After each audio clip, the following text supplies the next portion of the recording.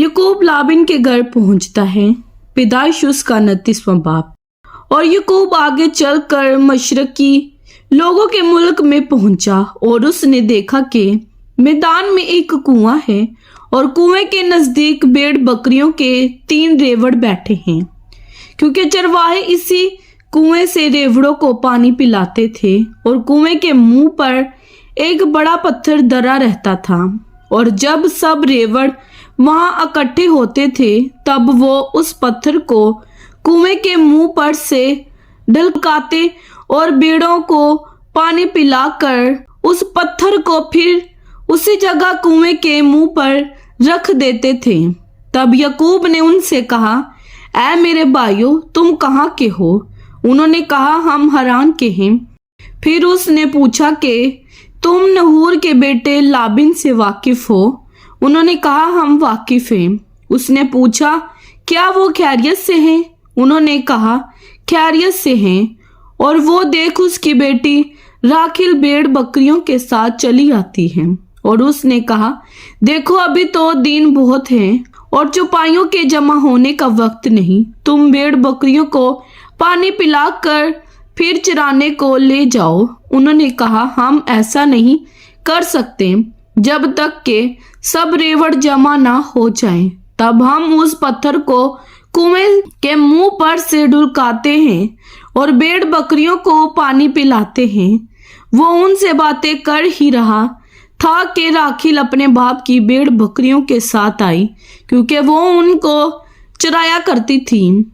जब याकूब ने अपने मामू लाबिन की बेटी राखिल को और अपने मामू लाबिन के रेवड़ को देखा तो वो नजदीक गया और पत्थर को कुएं के मुंह पर से ढुलका कर अपने मामू लाबिन के रेवड़ को पानी पिलाया। और याकूब ने राखिल को चूमा और चिल्ला चिल्ला कर रोया। और याकूब ने राखिल से कहा कि मैं तेरे बाप का रिश्तेदार और रिबका का बेटा हूँ। तब उसने दौड़कर अपने बाप को खबर दी। लाबिन अपने भांजे की खबर पाते ही उससे मिलने को दौड़ा और उसको गले लगाया और चूमा और उसे अपने घर लाया। तब उसने लाबिन को अपना सारा हाल बताया। लाबिन ने उससे कहा कि तू वाकई मेरी हड्डी और मेरा गोश्त है। सो वो 1 महीने उसके साथ रहा। याकूब राखिल और लिया की खातिर लाबिन की खिदमत करता है। तब लाबिन ने याकूब से कहा, चूंकि तू मेरा रिश्तेदार है तो क्या इसलिए लाजिम है कि तू मेरी खिदमत मुफ्त करे? सो मुझे बता के तेरी उजरत क्या होगी? और लाबिन की 2 बेटियां थी, बड़ी का नाम लाया और छोटी का नाम राखिल था। लाया की आंखें चुंधी थी पर राखिल हसीन और खूबसूरत थी, और याकूब राखिल पर फरिश्ता था। सो उसने कहा कि तेरी छोटी बेटी राखिल की खातिर मैं 7 वर्ष तेरी खिदमत कर दूंगा। लाबिन ने कहा, उसे गैर आदमी को देने की जगह तो तुझे को देना बेहतर है। तू मेरे पास रह। चनाचा याकूब 7 वर्ष तक राखिल की खातिर खिदमत करता रहा, पर वो उसे राखिल की मोहब्बत के सबब से चंद दिनों के बराबर मालूम हुए। और याकूब ने लाबिन से कहा कि मेरी मुद्दत पूरी हो गई, सो मेरी बीवी मुझे दे ताकि मैं उसके पास जाऊं। तब लाबिन ने उस जगह के सब लोगों को बुलाकर जमा किया और उनकी ज़ियाफत की। और जब शाम हुई तो अपनी बेटी लाया को उसके पास ले आया, और याकूब उससे हमआगोश हुआ। और लाबिन ने अपनी लोंडी जिल्फा अपनी बेटी लाया के साथ कर दी कि उसकी लोंडी हो। जब सुबह को मालूम हुआ कि ये तो लाया है, तब उसने लाबिन से कहा कि तूने मुझसे ये क्या किया? क्या मैंने जो तेरी खिदमत की वो राखिल की खातिर ना थी? फिर तूने क्यों मुझे धोखा दिया? लाबिन ने कहा, हमारे मुल्क में ये दस्तूर नहीं कि पिलोठी से पहले छोटी को ब्याह दे। तू इसका हफ्ता पूरा कर दे, फिर हम दूसरी भी तुझे दे देंगे, जिसकी खातिर तुझे 7 वर्ष और मेरी खिदमत करनी होगी।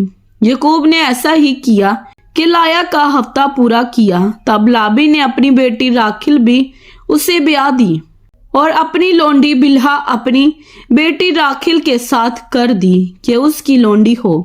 सो वो राखिल से भी हमआगोश हुआ और वो लाया से ज्यादा राखिल को चाहता था और 7 वर्ष और साथ रहकर लाबीन की खिदमत की। याकूब की औलाद।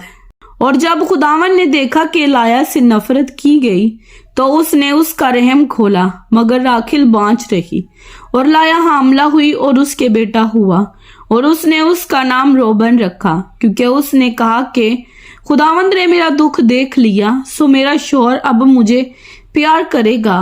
वो फिर हामला हुई और उसके बेटा हुआ।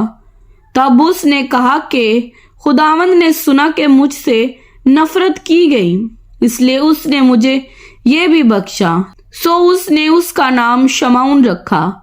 और वो फिर हामला हुई और उसके बेटा हुआ। तब उसने कहा कि अब इस बार मेरे शोहर को मुझसे लगन होगी, क्योंकि उससे मेरे 3 बेटे हुए, इसलिए उसका नाम लावी रखा गया।